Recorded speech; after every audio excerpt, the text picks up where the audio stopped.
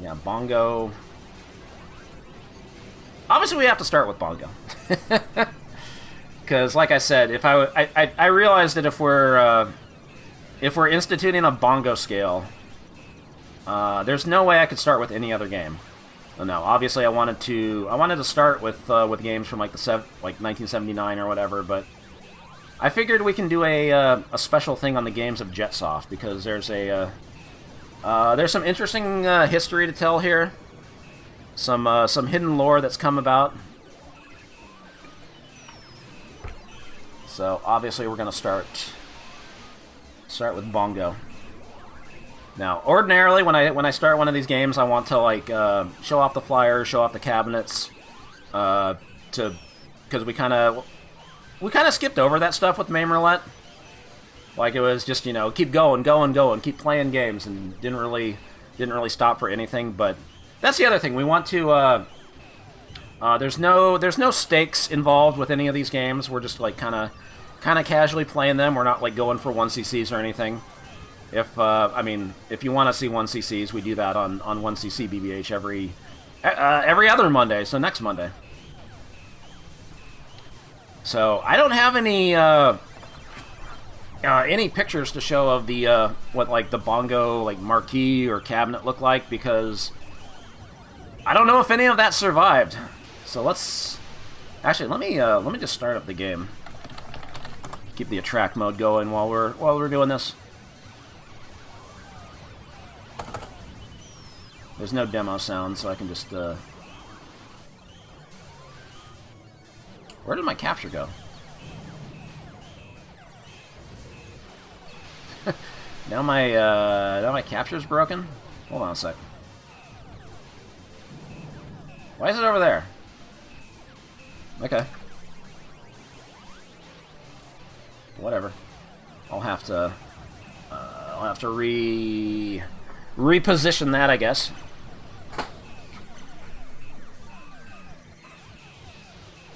Anyway, so Bongo was developed by a company named Jetsoft. Jetsoft was based out of England. They called themselves the arcade people.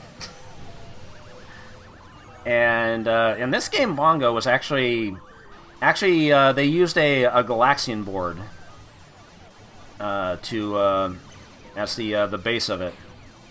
We've made jokes about Galaxian hardware turning into Bongo hardware. So what I want to do is so I uploaded. I mean, obviously, pretty much everybody on this stream, unless you're new here, you already know Bongo. I probably don't have to do this whole intro, but we're going to. No, I'm going to turn off the arcade noise in a second. I just figured it was fine for this. What was I going to say? I lost my train of thought. Yeah, everybody knows Bongo at this point. If you're a regular on twitch.tv/LordBBH. And I've streamed it a lot, and I've uploaded videos of like my like some of my scores. And one of those scores I uploaded actually found its way to the original developer of Bongo, a man named John Hutchinson, who shed some lore on the subject. He wrote this game in machine code on a modified Galaxian arcade game board many years ago. Didn't know there was a surviving copy of it anywhere. He assumed he found its way onto an emulator, and I asked to check if any of the other games survived. Cavalon 2, Zargon, and Fruity Fruity. Now, I want to point out that Cavalon 2, Zargon, and Fruity Fruity, all three of those games are not in MAME. They have not been found. They have not been dumped, unfortunately. He goes into it a little more. Cavalon 2 was also called Excalibur in one version. All these games were Galaxian upgrades, although Cavalon is actually Scramble for some reason. There were millions of Galaxian machines at that time, and operators needed new games for them. I taught myself how to program machine code and produce the games. And they did get like home ports released on the Commodore 64, although they They got renamed Quarry, and like another version was called Hoptu. And it's here he says like they only sold like 100 boards of this. So that's not a very big number. And it was, you know, very unlikely that any of those boards would survive and make their way out of the UK. Like once the games like stop making money, like, you know, there's arcade operators are just gonna trash them. Zaragon and Fruity Fruity were never sold in the UK, but we did sell rights to Game World to sell them in the United States. They were only attempts at programming for me, and I'm guessing they were probably never released. And we can't find any information on them. I now have Cavalon and Bongo to play on my PC after all these years, and that's thanks to you for putting this up. So I don't feel like I really did much just uploading a video, but I was able to help out the original... I like the dinosaur peeking in there. I was able to help the godfather, the grandfather, or just the father of Bongo help find the game again. And of course, we asked about like if the guy's name actually is Bongo. And so the title was just, it was supposed to be set in the jungle, and Bongos and Drums seemed a good name. We renamed it Quarry when we marketed it through Ocean. Can't remember why. Pity I threw away all the development equipment many years ago. I'll be searching for the Cavalon 2 ROMs, but I doubt I'll find them. And as far as I know, it still hasn't been found. There is like one thing to mention about Cavalon 2, but I guess we'll talk about that when we get to Cavalon. In the meantime, let's play Bongo a little bit. If you haven't seen Bongo, I reset my high score. Why is the volume so low? So Bongo's a very crude, a very crude-looking game where you have to escape because you're being chased by a dinosaur. So the game is it's fairly basic. You move from left to right. There are these little treasures you can pick up that can give you a big bonus. It feels like it was inspired by another game called Hunchback. When you take too long in a level, the dinosaur shows up. Look at that, getting vertical. This is a vertical monitor game, of course. So when you get 6 treasures, you get a bonus and you just warp to the next screen and turn into a bongo tree for some reason. And of course, I don't think I captured the YouTube comment, but he did write the La Cucaracha song. John Hutchinson, I mean.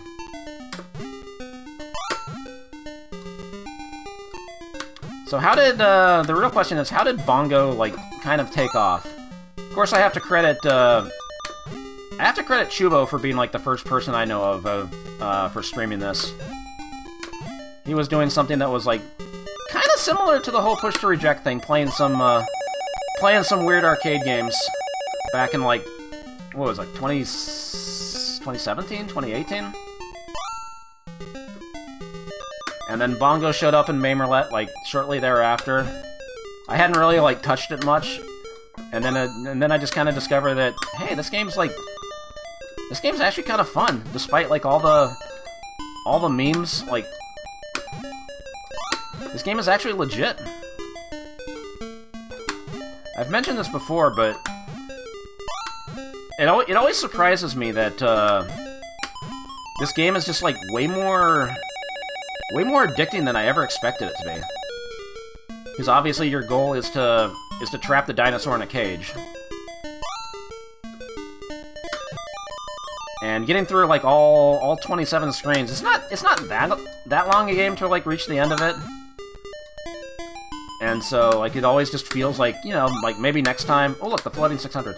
Maybe next time you could get a little bit farther. Like, it definitely has that addictive quality to it that I feel makes it, like, a legitimate good game. Despite the fact that, you know, it's kind of an ugly game. Like, Bongo's got his awful bongo knees and all that. And yeah, like, the way, like, you can You can set up treasure to, like, skip certain rooms. Like, there is, like, actual strategy to it, too. If you, like, dive deep into it.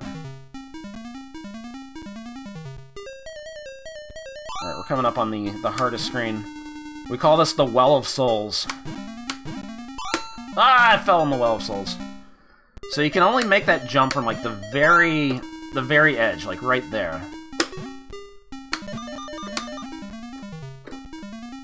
Like, you kind of have to eyeball it and... Oh! But don't push direction plus button at the same time. We always call this Bongo 50-50s because it feels like you have, like, a 50-50 chance of making the jump. Yeah, I'm gonna lose all my lives in the Well of Souls. Great. Thank you for the quarter. There we go. I said it was the hardest screen. Ah, there we go. Uh-oh. Well, I can get the bonus here.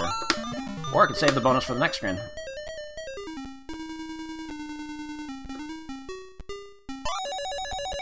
Alright, this is the final screen. So this is like a puzzle. You gotta figure out the right time to drop the cage on the dinosaur. And they made the solution kind of fucked up for Loop 1. You gotta let them get really close and then drop it, and then... And then Bongo and his friends have a dance party. Yeah, you definitely want to use your bonuses to skip the Well of Souls. The problem is you can only skip one of them. Because there will be one Well of Souls stage where the fireballs come up and one where it doesn't. So there's no way to skip both of them. One of them you have to do. And then the game starts over on Loop 2 and everything's faster. And that includes the movement of the dinosaur.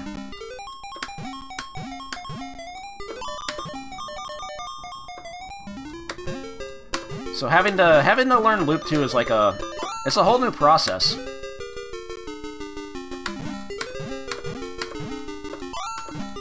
Because everything feels so slippery now.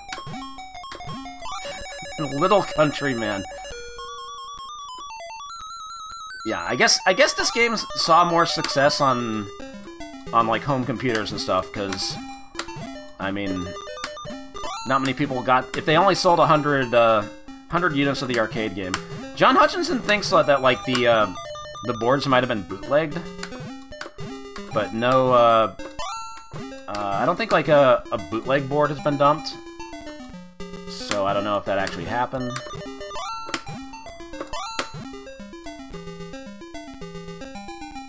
I'm getting the bonus on this screen, huh?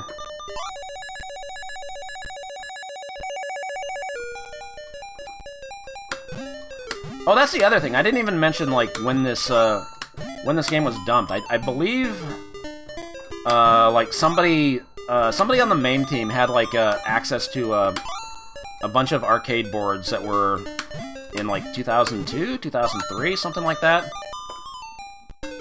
And like they were all just kind of like labeled haphazardly, and like this Bongo board was just labeled as Galaxian. But he was just like plugging in all the boards and testing them to see like what they were. Oh shit! I can't get that treasure.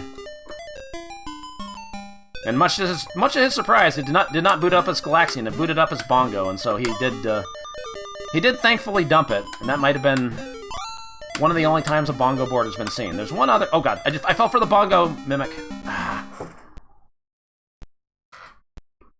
He's dead. Rub end.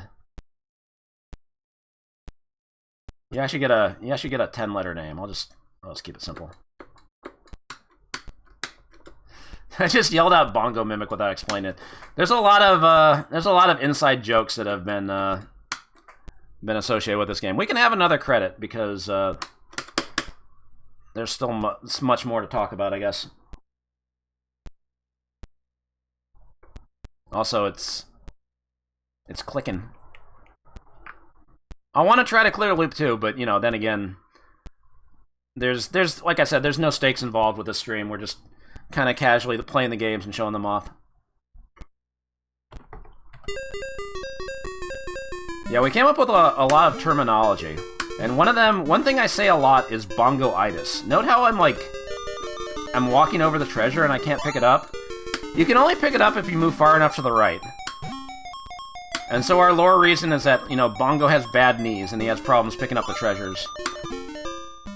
And so, when I'm playing other games, when I'm streaming, like, other stuff, if there's, like, an item that, like, you have a hard time picking up, I'll just, like, Bongo-itis! And that's probably confused at least some of you. As to, like, what it means. Well, there you go. Because, yeah, like, some of these treasures are hard to get, because the collision on the treasure is kind of wonky. There's the Bongo tree. Yeah, I was going to talk about the bootleg in Japan. I was going to talk about that after this.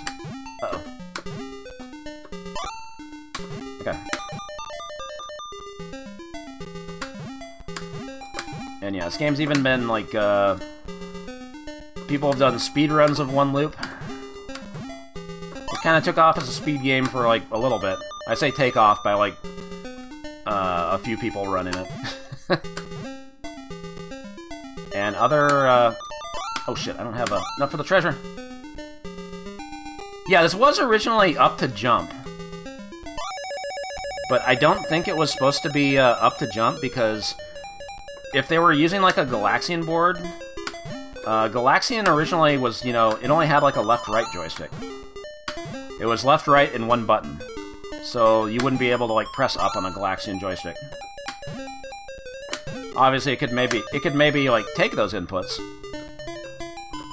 But,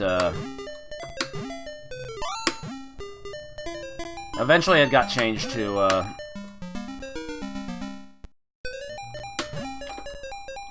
button to jump. I'm gonna see if I can do this. Ah, he got me. Try to jump the dinosaur. May have to do that later.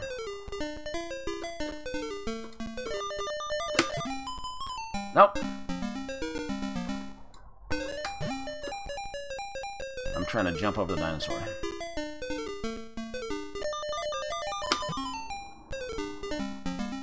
Maybe it's only possible on the first screen. Okay, wait, one more try. So yeah, there's a lot of random terminology that's come about from this game, and just lots of random memes in general, because Bongo's just such a lovable guy. Like, he's just a goofy guy in a red cowboy hat and boots, and he has bad knees.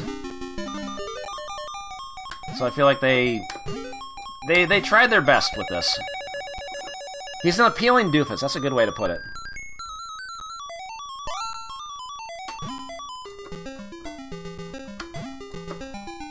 Yep, gonna make that jump. And I think that's part of what makes the game so endearing.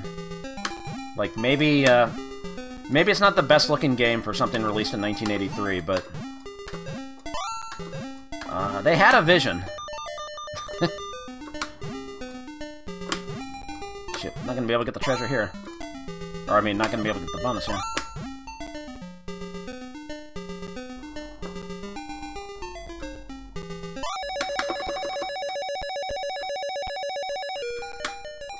Okay. Oop. I went a little slow there.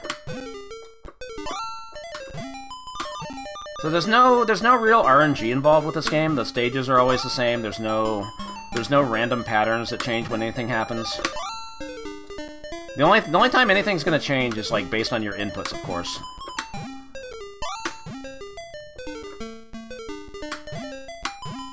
The floating 600.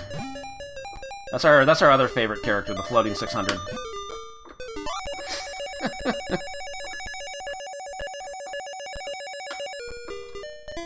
Yeah, the big grin helps too. Ah! I stubbed my toe on the whatever this thing is. Alright, I'll just keep going.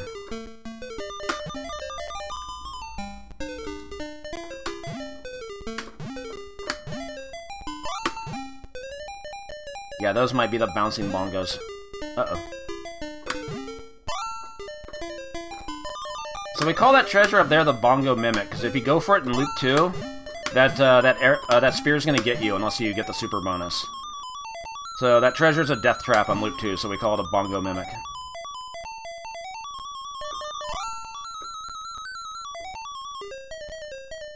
Alright, I get to skip the Well of Souls once.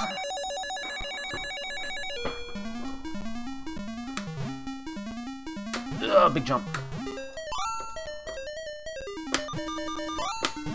Unfortunately, I have to do the Well of Souls again.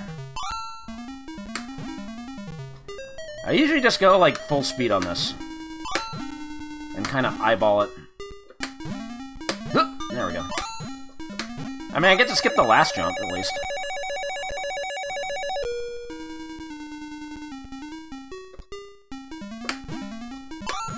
I think on later loops I have to like jump forward there.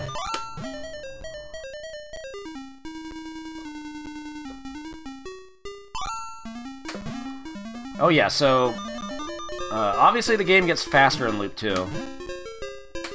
It doesn't keep speeding up, but the appearance of the dinosaur keeps coming out faster with each successive loop. And eventually there's sort of a kill screen where you can't actually outrun the dinosaur. I believe it's on loop 6. I don't remember which screen it's on. I think we thought it was like loop 6, screen 10. But it might be like after that now. Yes, Bongo takes fall damage if you fall like more than one body height. Like you can make that jump, but anything higher, yeah. Bongo's got bad knees, so he can't survive that fall. That's the lore reason for everything.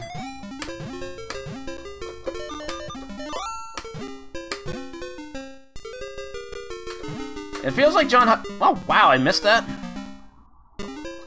John Hutchinson was involved with, like, pretty much everything on this game. Shit. I'm not gonna clear loop 2. Oh, well. I got other YouTube videos with it. You can watch those. When the dinosaur reaches you, he just kind of takes a bite out of you, and you die.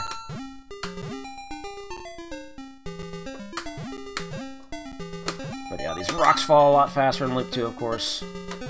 This kind of isn't the best time to get the super bonus. Yeah, why did they actually drew, like, multiple frames of animation for his backside, too. Like that. Man, I can't make these jumps. Oh well. Alright, we do need to show off what happens if you jump over the dinosaur, at least. I'm pretty sure it can be done on the first screen. I'm gonna try this again.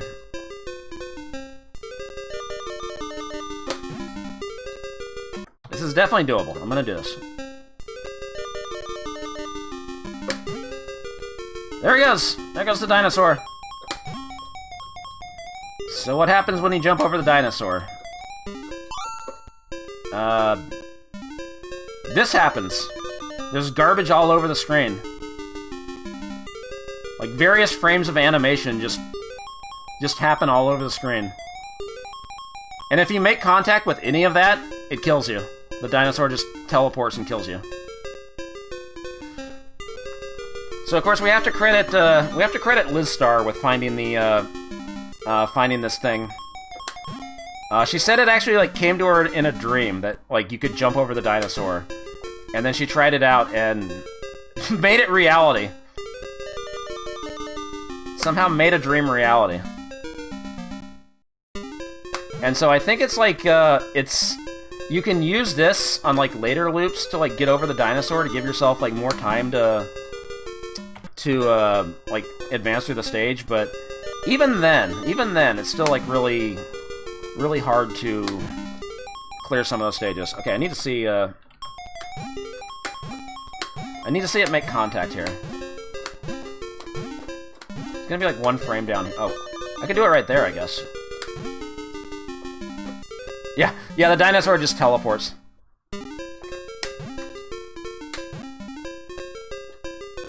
But yeah, I think it's easier to do it on like later loops.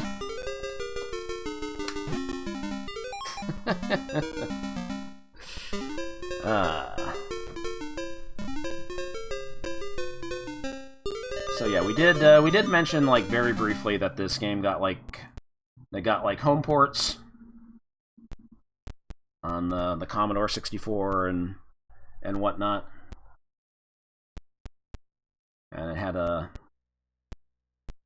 port was called Quarry, and it's weird because like the text there says like, based on the game Bongo, you must avoid the chasing dinosaur, pterodactyls, falling rocks, native spheres, and bouncing bongos.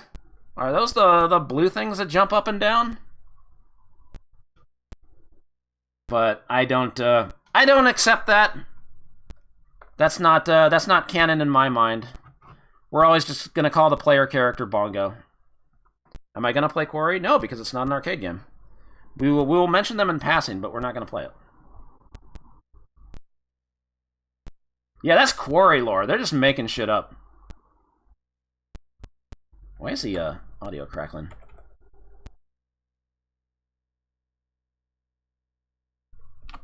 So I guess we should be doing a poll after every game for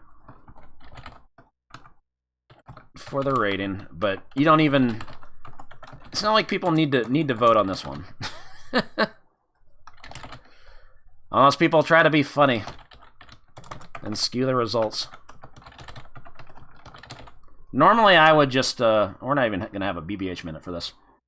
I wouldn't even. I think like I want to like wait until the poll ends to give my rating, but nah, fuck that. It gets 5 bongos. Of course, it gets 5 bongos.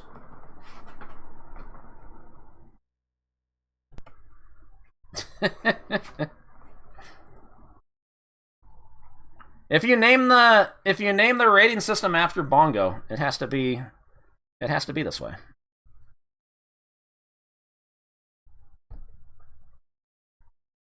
Anyway, it does look like at least 80% of the votes came in for 5 bongos, so thank you for backing me up. I need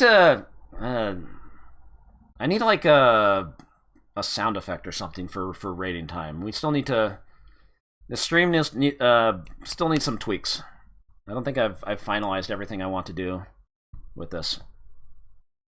But there you go. Bongo official rating, 5 out of 5 bongos.